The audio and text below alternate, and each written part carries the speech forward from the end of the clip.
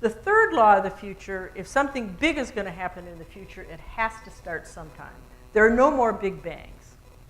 And so really, that's where the peripheral vision comes in. What's something that's really small, outside of your vision, that's going to be a big deal in assisted living within the next 5 to 10 years?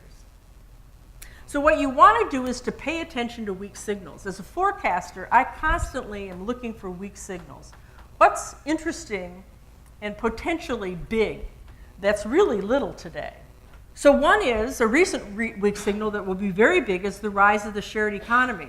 Very different consumer profile. People always wanted to own everything themselves.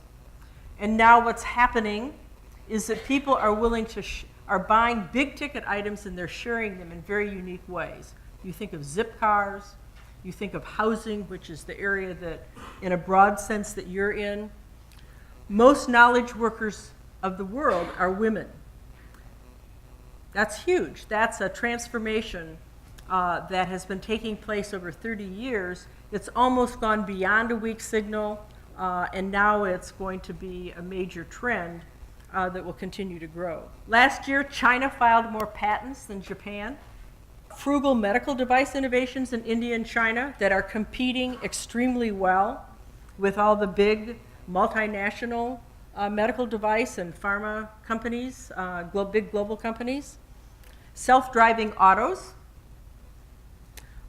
working retired in the US, flourishing mini churches. We all hear about these big churches, these giant mega churches, but around the world, if you really look at what's happening, it's just a number of very small mini churches. And now with social media, people are able to form affinity groups for all sorts of things, whether it's consumer or education or friendship, but it's also for religion, much bigger than any of the mega churches.